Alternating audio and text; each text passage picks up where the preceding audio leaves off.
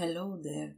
Thank you for clicking on this video. Your time is valuable, so we are super grateful that you are giving our little channel a chance. Any feedback is appreciated. Enjoy the story. Gulliver's Travels into Several Remote Nations of the World by Jonathan Swift. Part 1. A Voyage to Lilliput. Chapter 5. The author, by an extraordinary stratagem, prevents an invasion. A high title of honor is conferred upon him. Ambassadors arrive from the Empire of Blefuscu and sue for peace. The Empress' apartment on fire by an accident. The author is instrumental in saving the rest of the palace. The Empire of Blefuscu is an island situated to the northeast of Lilliput, from which it is parted only by a channel of 800 yards wide.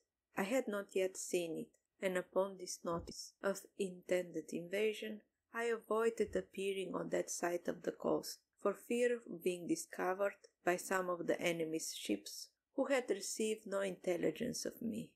All intercourses between the two empires have been strictly forbidden during the war upon pain of death, and an embargo laid by our emperor upon all vessels whatsoever. I communicated to His Majesty a project I had formed by seizing the enemy's whole fleet, which, as our scouts assured me, lay at anchor in the harbour, ready for sail within the first fair wind.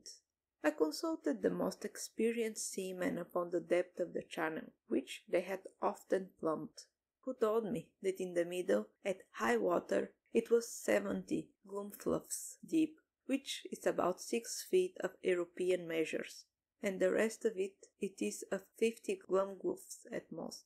I walked towards the northeast coast, over against Blefuscu, where, laying down behind a hillock, I took out my small perspective glasses and viewed the enemy's fleet at anchor, consisting of about 50 men of war and a great number of transporters.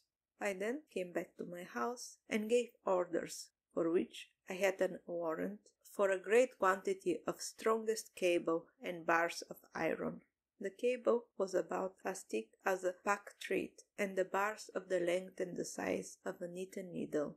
I trebled the cable to make it stronger, and for the same reason I twisted 3 of the iron bars together, bending the extremities into a hook.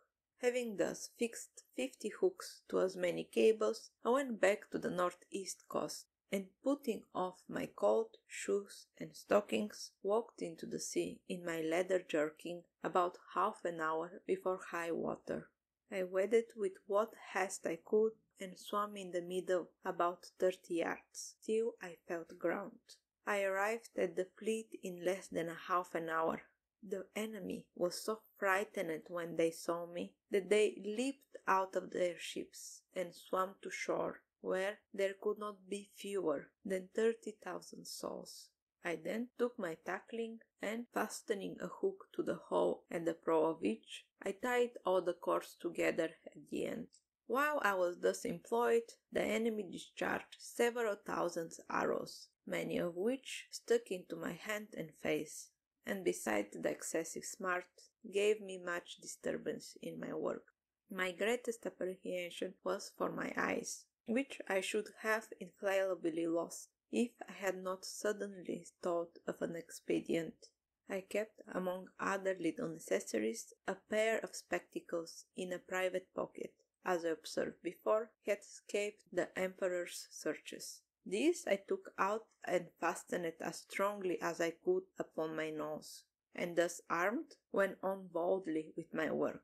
In spite of the enemy's arrows, many of which struck against the glasses of my spectacles, but without any other effect further than a little to discompose them. I had now fastened all the hooks, and, taking the knot in my hand, began to pull, but not a ship would steer, for they were all too fast held by their anchors, so that the boldest part of my enterprise remained.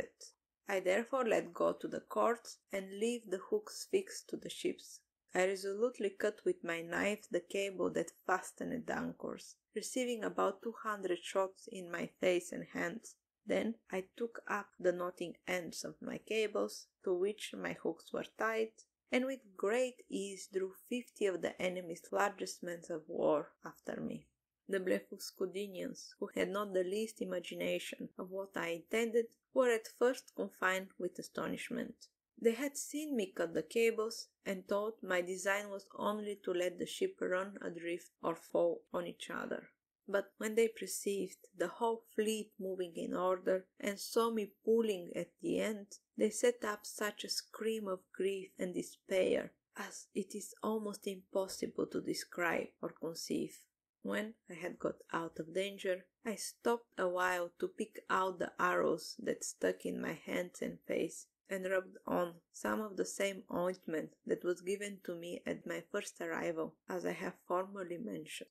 I then took off my spectacles, and waiting about an hour till the tide was a little fallen, I waded through the middle with my cargo, and arrived safe at the royal port of Lilliput. The emperor and whole court stood on the shore, expecting the issue of great adventure. They saw the ships moving forward in a large half-moon, but could not discern me, who was up to my breast in water. When I advanced to the middle of the channel, they were yet more in pain, because I was under the water to my neck. The emperor concluded me to be drowned, and that the enemy's fleet was approaching in a hostile manner. But he was soon eased of his fears, for the channel growing shallower every step I made, I came in a short time with hearing, and holding up the end of the cable by which the fleet was fastened, I cried in a loud voice, "Long live the most poisoned king of Lilliput!" This the great prince received me at my landing with all possible encomiums, and created me a nardak upon the spot, which is the highest title of honor among them. His Majesty desired I would take some other opportunity of bringing him all the rest of his enemy's ship into his port, and so unmeasurably is the ambition of the princess, that he seemed to think of nothing less than reducing the whole empire of Blefuscu into province, and governing it by destroying the big Indian exiles, and compelling that people to break the smaller end of their axe, by which he would remain the sole monarchy of the whole world. But I endeavored to divert him from this design, by many arguments drawing from this topic of policy as well as justice, and I plainly protested that I would never be an instrument of bringing free people and brave people into slavery. And when the matter was debated in council, the wisest part of the ministry were on my opinion. This open, bold declaration of mine was so opposite to the schemes and politics of His Imperial Majesty that he could never forgive me. He mentioned it in a very artful manner at council, where I was told that some of the wisest appeared, at least by their silence, to be of my opinion, but others, who were my secret enemies, could not forbear some expressions which by side wind reflect on me. And from this time began an intrigue between His Majesty and the junto of ministers, maliciously bent against me, which broke out in less than 2 months, and had like to have ended in my utter destruction. Of so little weight are the greatest services to the princes when put into balance with the refusal to gratify their passions. About 3 weeks after the exploit, there arrived a solemn embassy from Blefuscu, with the humble offers of a peace, which was soon concluded upon condition very advantageous to our emperor, wherewith I should not trouble the reader. There were 6 ambassadors, with a train of about 500 persons, and their entry was very magnificent, suitable to the grandeur of the master and the importance of their business. When their treaty was finished, wherein I did them several good offices by the credit I now had, or at least appeared to have, at court, their excellencies, who were privately told how much I had been their friend, made me a visit in form. They began with some compliments upon my valor and generosity, invited me to that kingdom in the emperor their master's name, and desired me to show them some proof of my prodigious strength. of which they heard so many wonders, wherein I readily oblige them, but shall not trouble the reader with the particulars. When I had for some time entertained their excellencies, to their infinite satisfaction and surprise, I desired they would do me the honor to present my most humble respects to the Emperor, their master, to renown of whose virtues had so justified filled the whole world with admiration, and whose royal person I resolved to attend before I returned to my own country. Accordingly, the next time I had the honor to see the Emperor, I desired his general license to wait on the Blefuscudian monarch, which he was pleased to grant me, as I could perceive, in a very cold manner, but could not guess the reason, till I had the whisperer from a certain person, that Flinnap and Vulgaram and presented your intercourse with those ambassadors as a mark of disaffection, from which I am sure my heart was wholly free, and this was the first time I began to conceive some imperfect ideas of courts and ministers. It is to be observed that these ambassadors spoke to me by an interpreter, the language of both empires differing as much from each other as any two in Europe, and each nation priding itself upon the antiquity, beauty, and energy of their own tongue, with an avowed contempt for that of their neighbor. And yet our emperor, standing upon the advantage he got by the seas of their fleet, obliged them to deliver their credentials and make their speeches in the Lilliputian tongue. And, it must be confessed, from the great intercourse of trade and commerce between both realms, from the continual reception of exiles which is mutual among them, and from the custom in each empire to send their young nobility and rich gentry to the other, in order to polish themselves by seeing the world and understanding men and manners. There were few persons of distinction, or merchant, or seamen, who dwell in the maritime parts, but what can hold conversation in both tongues, as I found some weeks after, when I went to pay my respect to the Emperor of Blefuscu, which in the midst of great misfortunes, through the malice of my enemies, provide a very happy adventure to me, as I shall relate in its proper place. The reader may remember that when I signed those articles upon which I recovered my liberty, there were some which I disliked, upon account of their being too servile. Neither could anything but an extreme necessity have forced me to submit. But being now an Arctic, of the highest rank in the empire, such offices were looked upon as below my dignity, and the emperor, to do his justice, never once mentioned them to me. However, it was not long before I had an opportunity of doing his majesty, at least as I then thought, a most signal service. I was alarmed at midnight with the cries of many hundreds people at my door, by which, being suddenly awakened, I was in some kind of terror. I heard the word Bergullum repeated insanely. Several of the emperor's court, making their way through the crowd, entreated me to come immediately to the palace, where her imperial majesty's apartment was on fire, by the carelessness of a maid of honor, who fell asleep while she was reading a romance. I got up in an instant, and orders being given to clear the way before me, and being likewise a moonshine night, I made a shift to get to the palace without trampling on any of the people. I found they had already applied ladders to the wall of the apartment, and were well provided with buckets, but the water was at some distance. These buckets were about the size of large tumbles, and the poor people supplied me with them as fast as they could. But the flame was so violent that they did little good. I might easily have shifted it my coat, which unfortunately left behind me for haste, and came away only in my leathern jerkin. In case seemed wholly desperate and deplorable, and this magnificent palace would have infallibly been burned down to the ground, if by presence of mind unusual to me, I had not suddenly thought of an expedient. I had the evening before drunk plentifully of a most delicious wine called Glimgrim. The Blefuscudian called it Flunnig, but ours it seemed the better sort, which is very diuretic.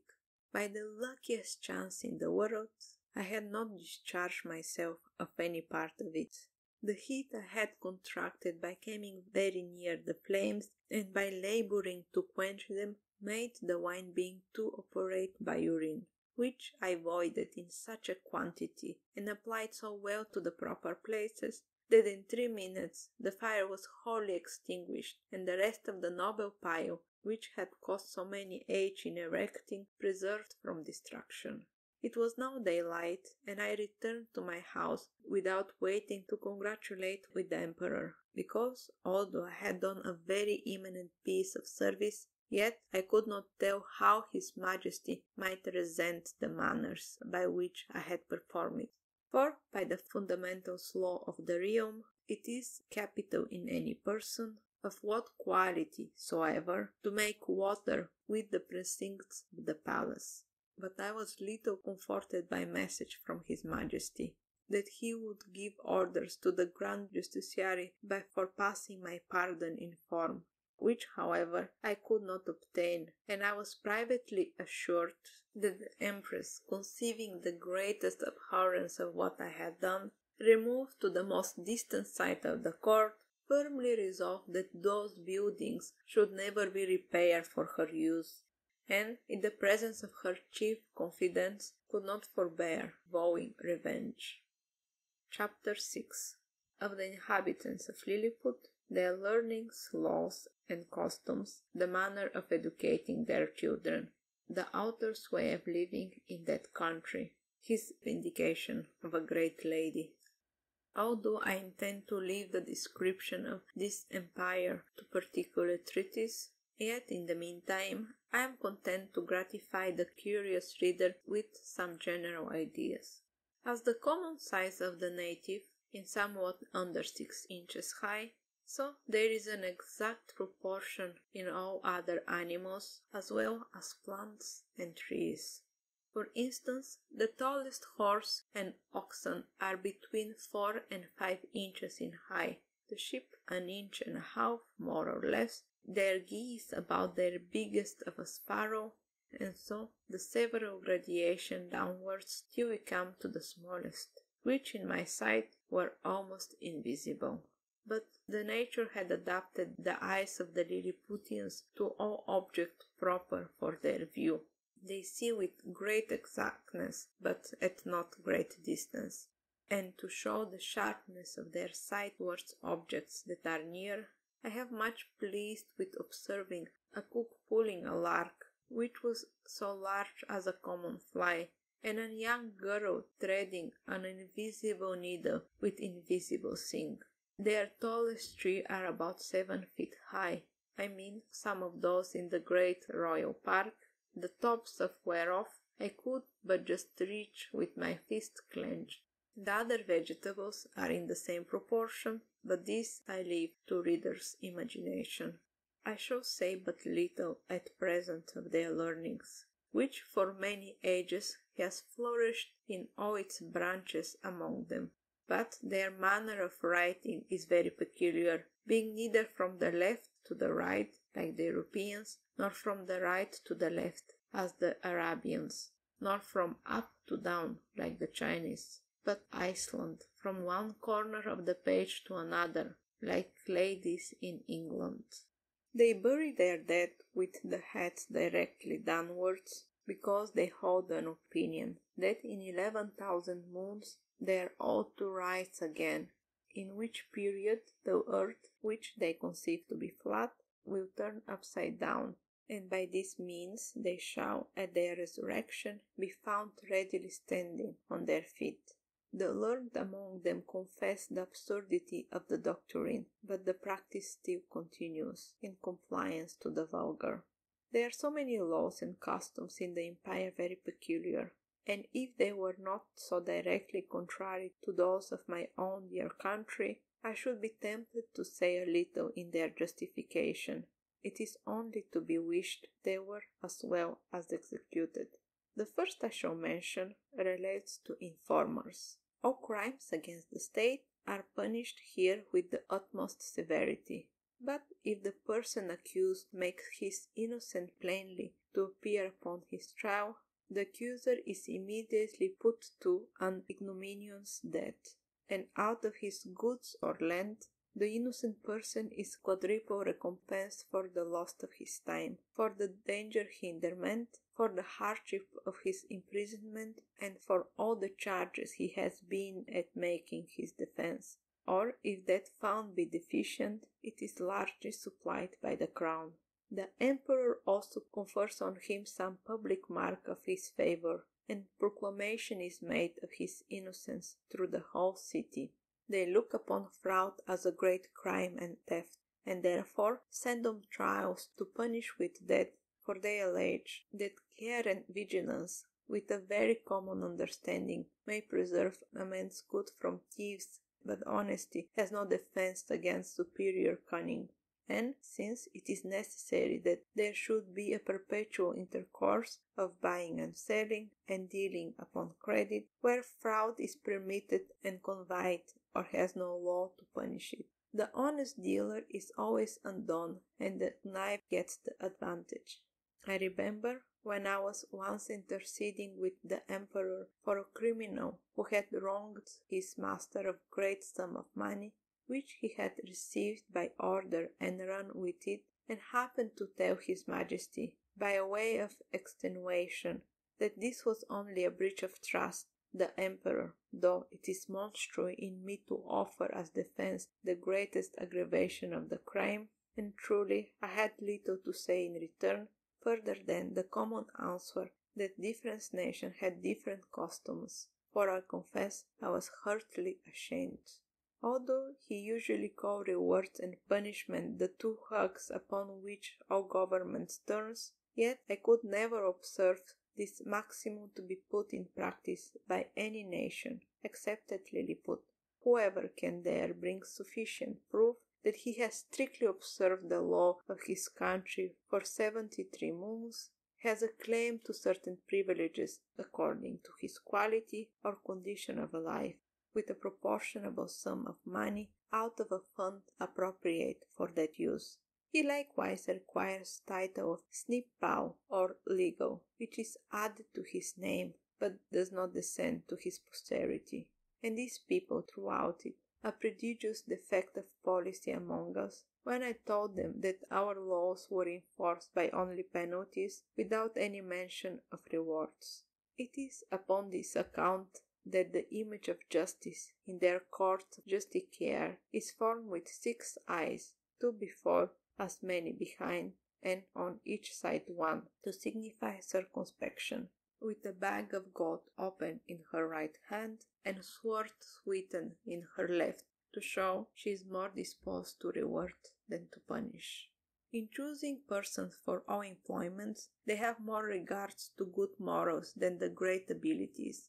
For, since government is necessary to mankind, they believe that the common size of human understanding is fitted with some station or other, and that Providence never intended to make the management of public affairs a mystery to be comprehended only by few persons of sublime genius, which there seldom are 3 born in an age, but they suppose truth, justice, temperance, and the like to be in a very man's power, the practice of which virtues, assisted by experience and a good intention, would qualify any man for service of his country, except where a course of study is required. The thought of moral virtues was so far from being supplied by superior endowment of the mind. The employments could never be put in such dangerous hands as those of persons who qualified, and at least that the mistakes committed by ignorance in a virtuous disposition will never be of such fatal consequence to the public will as the practice of a man whose inclination led him to be corrupt, and who had great abilities to manage, to multiply, and defend his corruptions.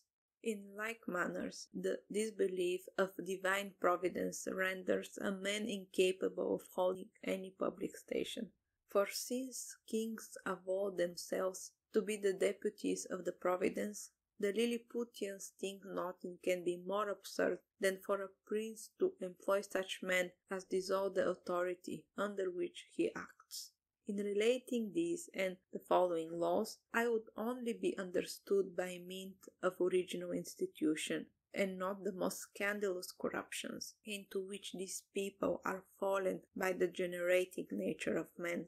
For as to that infamous practice of acquiring great employment by dancing on the ropes, or badges of favor and distinction by leaping over sticks and creeping under them, the reader is observed that they were first introduced by the grandfather of the emperor now reigning, and grew to the present height by the gradual increase of party and faction. Ingratitude is among them a capital crime, as we read it to have been in some other countries, for they reason thus, that whoever makes ill returns to his benefactor must needs to be a common enemy to the rest of mankind, from whom he had received no obligation, and therefore such a man is not fit to live.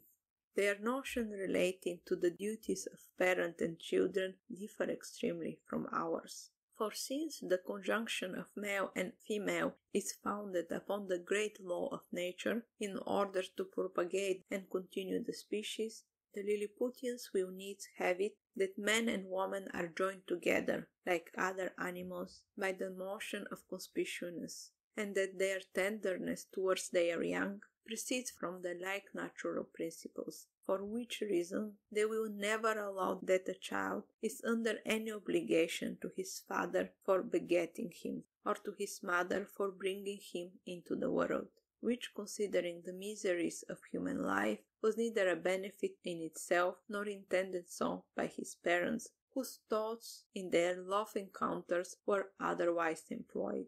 Upon this and the like reasonings, their opinion is that the parents are the last of all others to be trusted with the education of their own children, and therefore they have in every town public nurseries, where all parents, except cottagers and labourers, are obligated to send their infants of both sexes to be reared and educated when come to the age of 20 months, at which time they are supposed to have some rudiments of docility.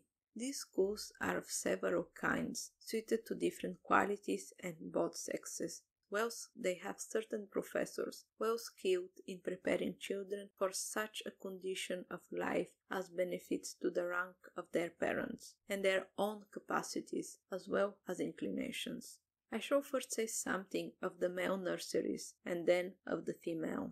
The nurseries for males of noble and eminent birth are provided with grave and learned professors, and there are several deputies. The clothes and foods of the children are plain and simple. They are bred up in the principles of honors, justice, courage, modesty, clemency, religion, and love of their country. They are always employed in some businesses, except in times of eating and sleeping, which is very short, and 2 hours of diversion consisting of bodily exercises. They are dressed by men till 4 years of age, and then are obligated to dress themselves, although their qualities be ever so great, and the women attending, who are age proportionable to our at 50, perform only the most manual offices. They are never suffered to converse with servants, but go together in small or greater numbers to take their diversions, and always in presence of a professor or one of his deputies,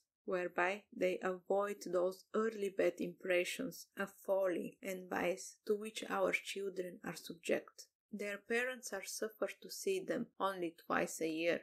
The visit is to last but an hour. They are allowed to kiss the child at meeting and parting, but the professor, who always stands by those occasions, will not suffer them to whisper, or use any fawdling expressions, or bring any presents of toys, sweetmeats, and the like. The pension from each family for the education and entertainment of a child, upon failure of due payment, is levied by the emperor's officers.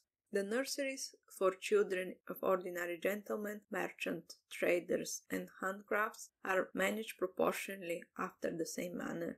Only those designed for traders are put out apprentices at 11 years old, whereas those of person of quality continues in their exercise till 15, which answers to 21 with us, but the confinement is gradually lessened for the last 3 years.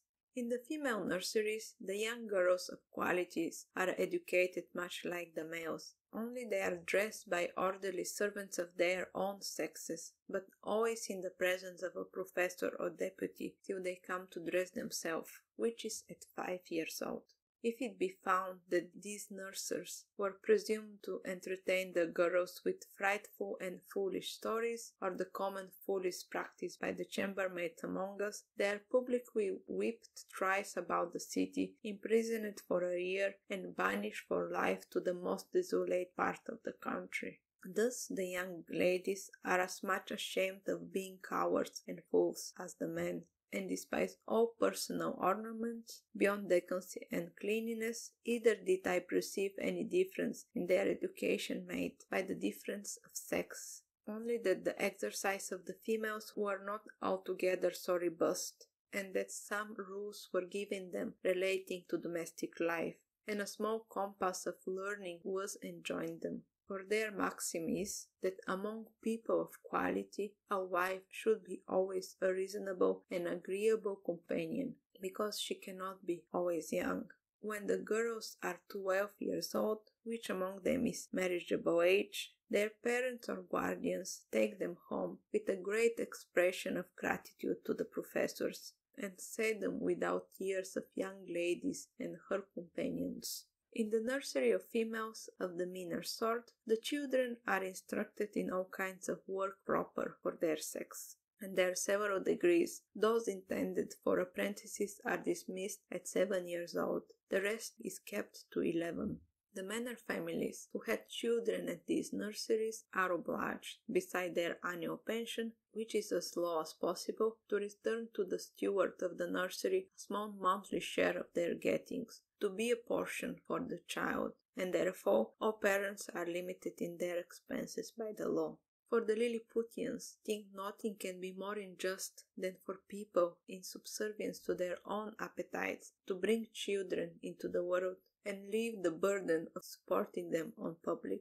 As to persons of quality, they give security to appropriate certain sum of each child, suitable to their conditions, and these funds are always managed with a good husbandry and the most exact justice. The cottagers and the labourers keep their children at home, their business being only till and to cultivate dirt, and therefore their education is of a little consequence to the public.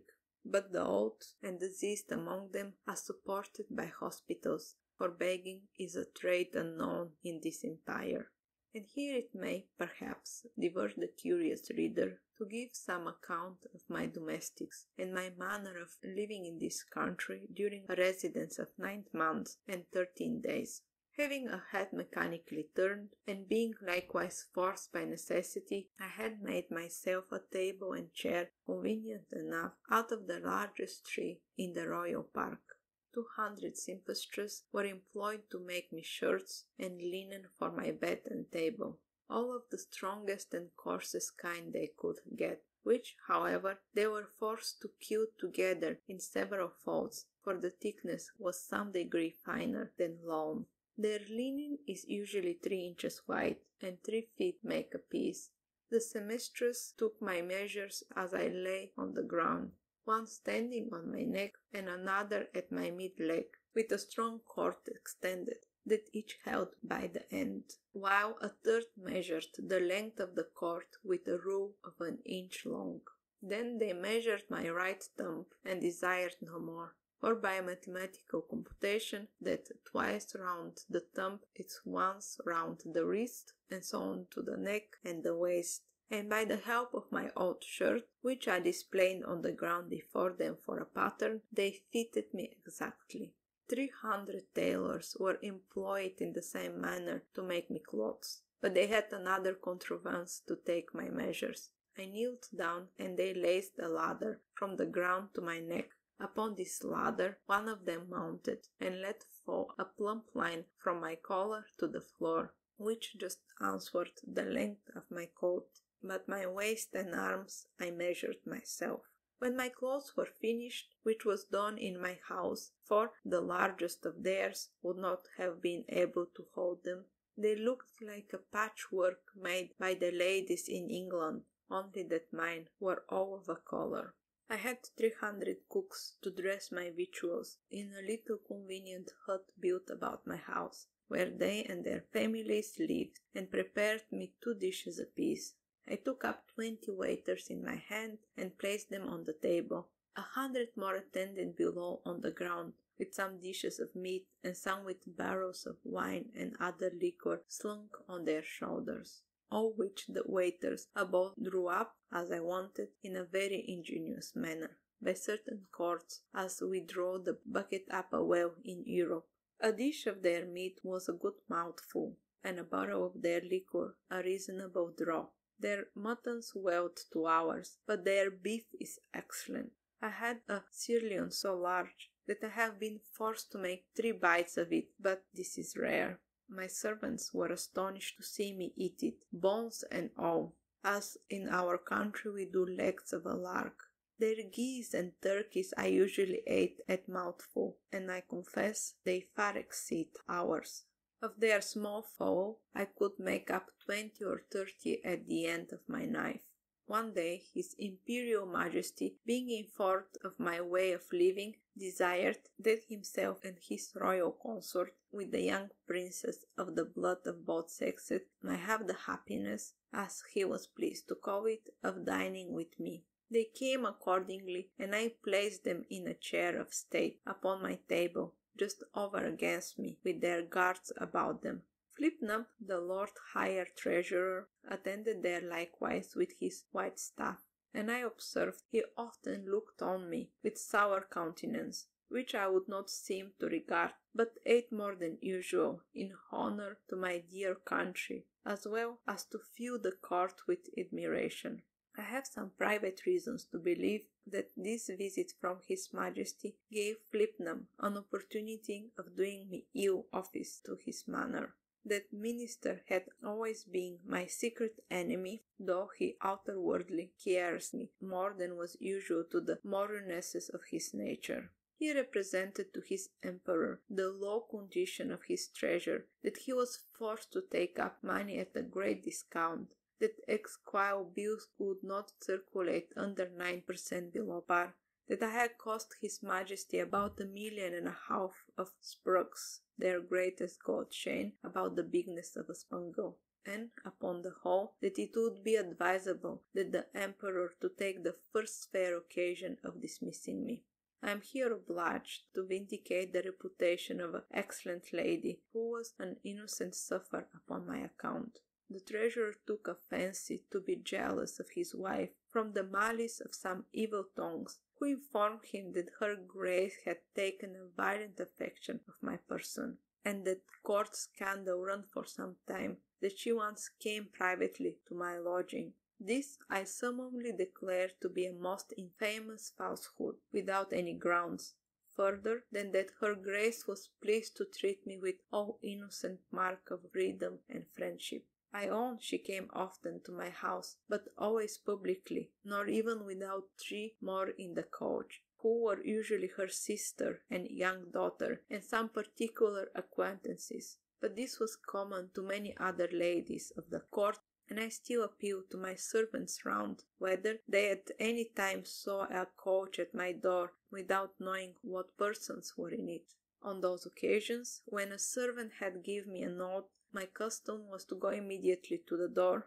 and, after paying my respect, to take up the coach and 2 horses very carefully in my hand, for, if there were 6 horses, the postillion always unharnessed, and placed them on a table, where I had fixed movable rim quite around, of 5 inches high, to prevent accidents. And I have often had 4 coaches and horses at once on my table, full of companions, while I sat in my chair, leaning my face towards them. And when I was engaged with one set, the coachman would gently drive the other around my table. I have passed many an afternoon very agreeably in these conversations. But I defy the treasurer, or his 2 informers, I will name them, and let them make the best of it, Clostril and Drunlu, to prove that any person ever came to me incognito, except the secretary Reodresser, who was sent by express command to His Imperial Majesty, as I have before related. I should not have dwelt so long upon this particular, if it had not been a point wherein the reputation of great lady is so nearly concerned, to say nothing of my own, though I then had the honour to be a Nardic, which the treasurer himself is not, for all the world knows that he is only Glumglum, a title inferior by 1 degree, as that of a marquis as to a duke in England. Yet I allow he's preceded me in right of his post. These false informations, which I afterwards came to knowledge by an accident not proper to mention, made the treasurer show his lady for some time a new countenance, and me a worse, and although he was at last undeceived and reconciled to her, yet I lost credit with him, and found my interest decline very fast with the emperor himself, who was indeed too much governed by that favourite. Thank you for listening. Please subscribe, and if you like it, please leave a comment. Bye for now.